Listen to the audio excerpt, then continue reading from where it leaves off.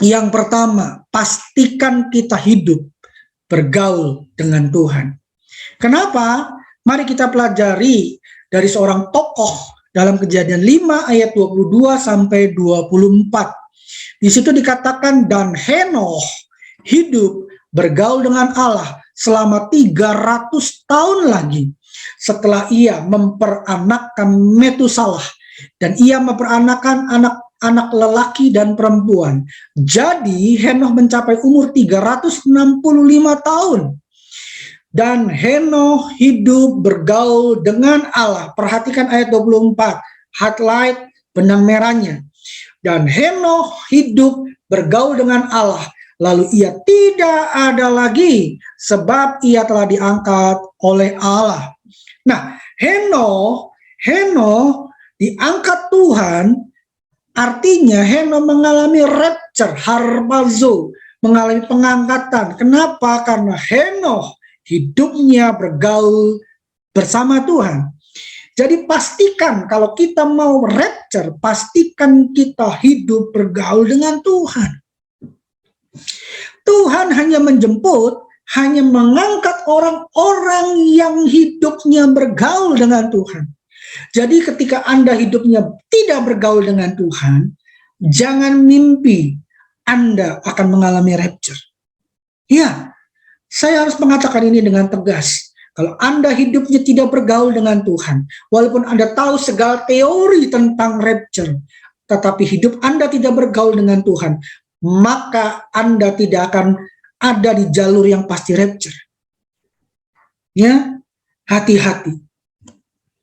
Kata bergaul di sini, Henoh hidupnya bergaul dengan Tuhan. Nah, kata bergaul dalam ayat ini menggunakan kata Ibraninya halak. Apa artinya?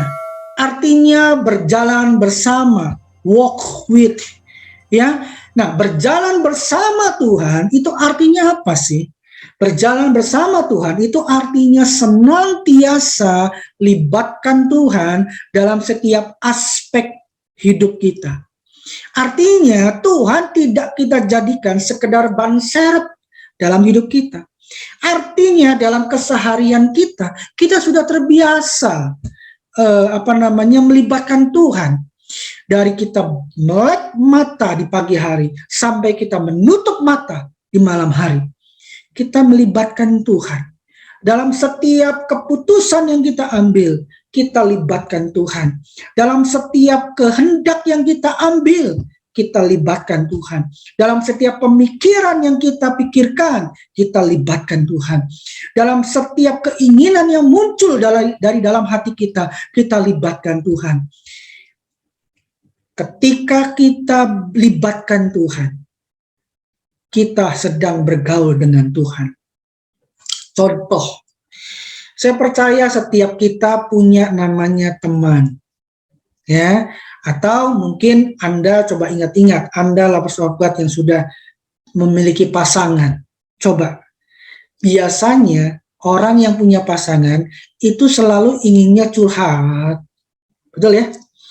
Dikit-dikit telepon, ngobrol, iya kan? Mau makan apa, nanya.